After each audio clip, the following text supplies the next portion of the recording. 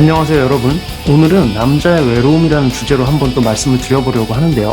어떤 남성이 그래도 운이 좋아서 완벽한 father figure까지는 아니더라도 의지를 할 수 있는 아버님을 만나서 성장을 한 경우에는 나중에 남자가 나이를 서른을 먹고 마흔을 먹고 혹은 쉬운을 먹고 했을 때 아버님이 혹시라도 돌아가시게 되셨을 때 그 공허함이 굉장히 크죠.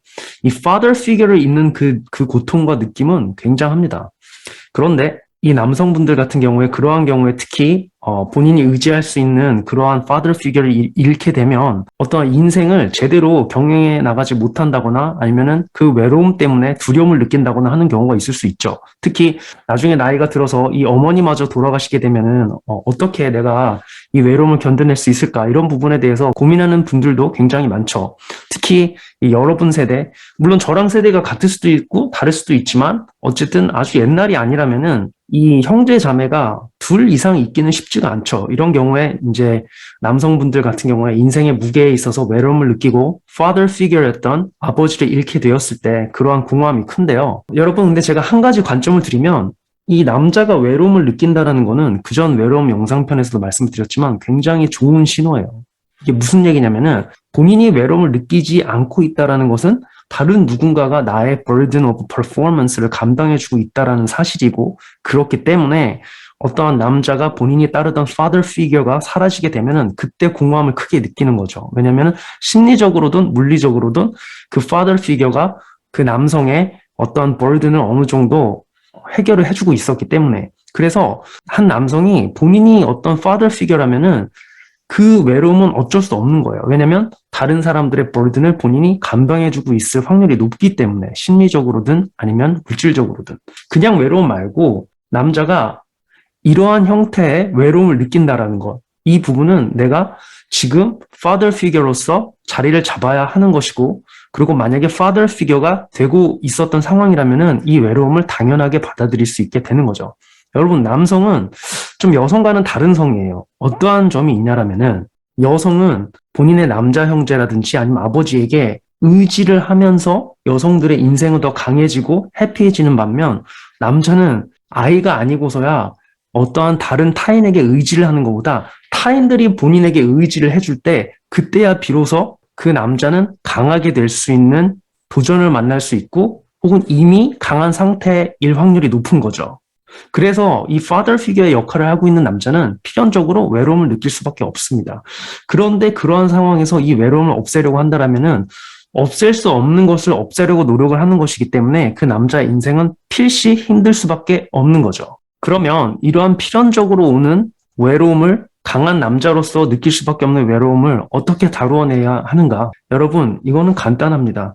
이건 어떤 트릭이 있거나 스킬이 있어서 무슨 상담을 받아서 나아지는 부분이 아니고, 여러분이 남자로서의 데스티니, 이 운명을 깨달으시고, 아, 나의 인생의 외로움은 어쩔 수 없는 거구나를 그냥 받아들이시고 온몸으로 느끼시고 이러한 느낌과 인생을 디폴트로 삼고 가시면 외로움이란 감정의 크기가 굉장히 작아지게 돼요. 이 외로움 말고도 우리는 또 다른 것들을 느끼는 것들이 많으니까요. 예를 들어 우리가 보호를 하고 있는 dependence, 뭔가 의지를 하고 있는 사람들 있죠. 이게 형제가 될 수도 있고 어머니가 될 수도 있고 혹은 나이가 드신 아버지가 될 수도 있고, 이러한 분들이 인생을 아무 문제 없이 잘 경영해 나갈 때에서 오는 뿌듯함, 그리고 본인의 어번던스를 쌓음으로써 보여지는 그 결과들, 이러한 부분을 통해서 우리는 어떤 인생의 만족감을 느끼게 되는 거죠. 그런데 이 외로움이란 부분은 본인이 남성성을 갖고 father figure로서 계속 기능을 하는 이상은 어쩔 수 없는 부분이고, 이러한 어쩔 수 없는 부분을 어떻게 해결을 하려고 노력을 하는 순간 그때부터 그 남자는 무너지기 시작한다라는 거.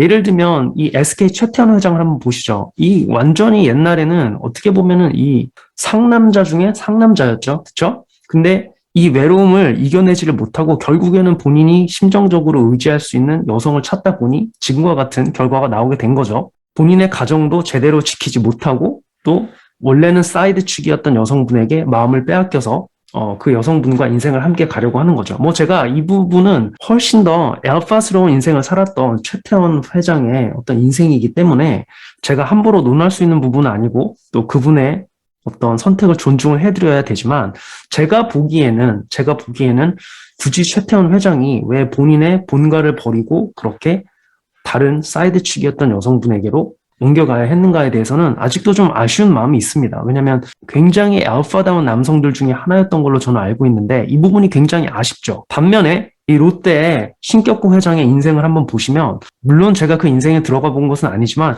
이 알파 중에 알파로 인생을 일궈냈죠.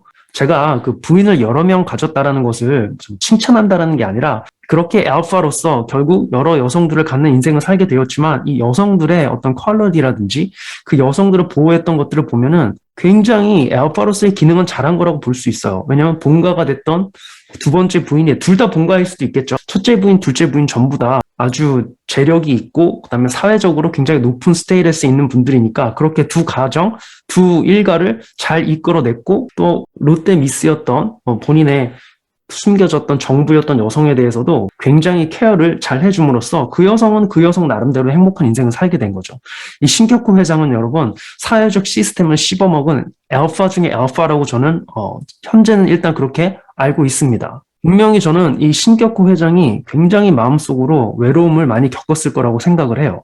그러나 이 사람이 읽어놓은 것들을 보면 결국에는 이 결과들을 봤을 때 이 가족들 중에서 작은 아픔들은 있을 수 있었겠지만 그 어느 하나 소외되지 않고 잘 이끌어낸 것을 볼 수 있었죠. 저는 이 신격호 회장이 롯데 신격호 회장이죠. 그전 굉장히 큰 외로움과 싸웠을 뿐더러 하지만 이런 부분들을 당연하게 받아들이고 본인의 어번던스를 쌓는데 집중하는 남자라고 생각을 합니다. 일단 보여지는 바로는 그래요.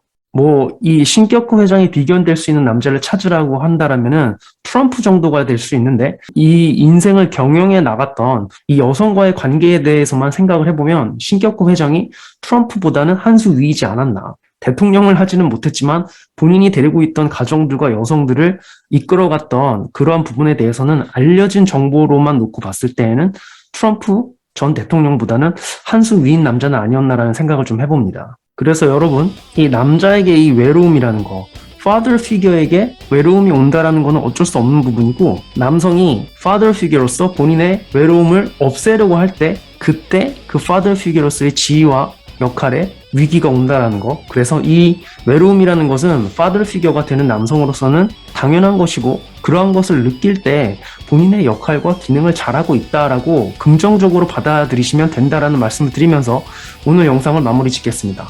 더 높은 수준의 영상, 적어도 비슷한 퀄리티의 영상으로 여러분을 찾아뵙겠습니다. 감사합니다.